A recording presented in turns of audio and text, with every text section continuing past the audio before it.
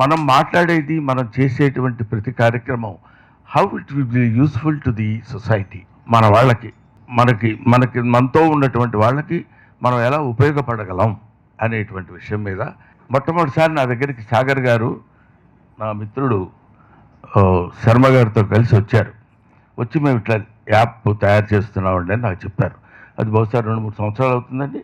అనవసరమైన వాటికి బోళ్ళంత డబ్బులు తగలేయడం కంటే 500 రూపాయలు మన జీవితంలో తగలేయలేమా? నాకు కూడా అందరికీ అర్థమయ్యే విధంగా మమ్మల్ని దీవించి మా తర్వాతి తరం వాళ్ళకు కూడా తెలుగు భాష మీద, తెలుగు భాష యొక్క పట్టు మీద సౌందర్యాన్ని నెరవేర్చాలి, తెలియపరచాలని, రామాయణ భారత భాగవతాలు తెలుసుకోవాలని, అందులో ఉన్నటువంటి మాధుర్యాన్ని తెలుసుకోవాలని, కావలసినటువంటి విషయాల్ని సమగ్రంగా కాకపోయినా సంక్షిప్తంగా అయినా సరే తెలుసుకుని వాళ్ళ యొక్క జీవన విధానాన్ని కొనసాగించాలని మనస్ఫూర్తిగా నేను కోరుకుంటున్నాను. ఇలాంటి వాటిలోకి మన పిల్లల్ని ప్రవేశపెట్టగలిగితే తప్పకుండా ప్రయోజకులవుతారు. భవిష్యత్ తరాలందరికీ కూడా ఒక జీవితంలో ఎలా ఉపశమనం పొందాలి, ఒక చక్కని సంగీతం వినటానికి, చక్కని సాహిత్య విషయాల్ని తెలుసుకుంటూ జీవితంలో ఎదురవుతున్న ఇబ్బందులకి, కష్టాలకి ఎదురవ్వడానికి కనీసంగా ధైర్యం ఏర్పాటు చేసుకోవడానికి, స్వయం ప్రతిపత్తి కలగడానికి మన మాతృభాష ఎంతగానైనా దోహదపడుతుంది. కాబట్టి మనందరం కూడా సాగర్ గారు లాంటి వారి యొక్క ఈ అద్భుతమైన సృష్టిని మనందరం కూడా ఆమోదిస్తూ వారిని వెన్నంటి సహాయపడదామని అందరికీ పిలిపిస్తూ, మన రామాయణ మహాభారతంలో పిల్లలకు చెప్తే ఏదో మన మతాన్ని చెప్తున్నాం, మరొకటి చెప్తున్నాం అన్నటువంటి పొరపాటు భావంతో ఉన్నారు. సినిమాకి 500 ఖర్చు పెట్టేది ఓ సంవత్సర కాలం భాష నేర్చుకోవడం కోసం 500 ఖర్చు పెట్టలేమా? అంత కష్టంగా ఉన్నాం మనం.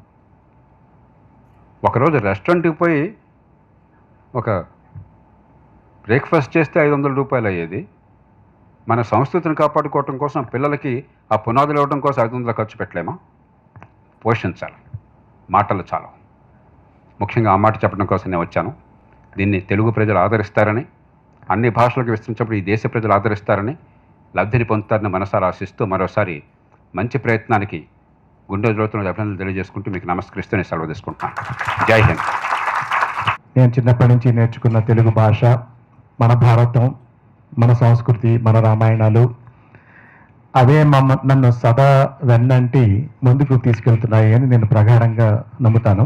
మన వంతు మనం ఏం చేయగలం అన్న థాట్ తోటే 2022లో నుంచి ఉద్భవించింది ఈ లిపి ఇంక్ అనే కంపెనీ.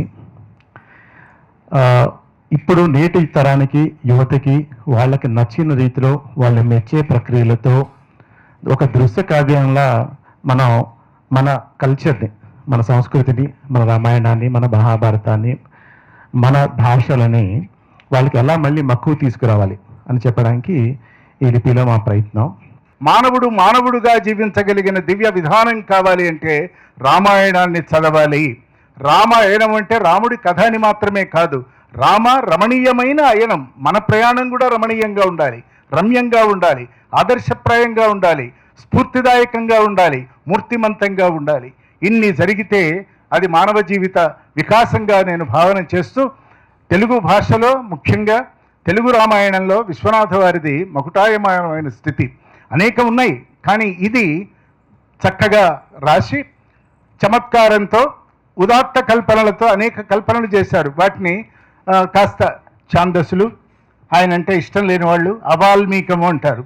వాల్మీకి ఒక బియ్యపు రాశి, దానిలో నుంచి చిత్రాన్నాలు పుట్టుకొచ్చినాయి, అంతే కదా.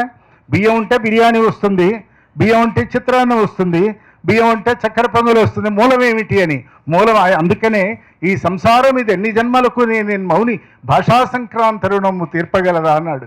వాల్మీకే రాయకపోతే నేనెక్కడి నుంచి దాని రామాయణం అన్నాడు. కాబట్టి ఒక వినయము, విద్య, ఒక గరిమ, ఒక శక్తి, ఒక భావన, శబల, ఇవన్నీ కూడా రావాలంటే రామాయణం చదవాలి. ఆయన హృదయం అంతా కూడా భారతదేశం మీద, భారతీయమైన ఇతిహాసాల మీద, పురాణాల మీద, చరిత్రల మీద, ఆ పాత్రల మీద ఉంది.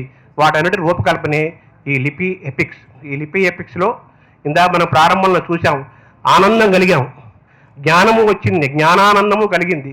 అటువంటి జ్ఞానానందం అన్ని తరాల వారికి, అన్ని వయసుల వారికి, అన్ని ప్రాంతాల వారికి అందాలనే ఉద్దేశంతో తెలుగుతో పాటు మిగిలిన భారతీయ భాషల్లో కూడా తీసుకొస్తున్నారు.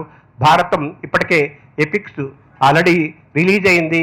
కొన్ని లక్షల మంది దాన్ని ఆస్వాదిస్తున్నారు, జ్ఞానాన్ని ఆనందాన్ని పొందుతున్నారు. ఈరోజు రామాయణం మనకు అందుబాటులోకి వచ్చింది.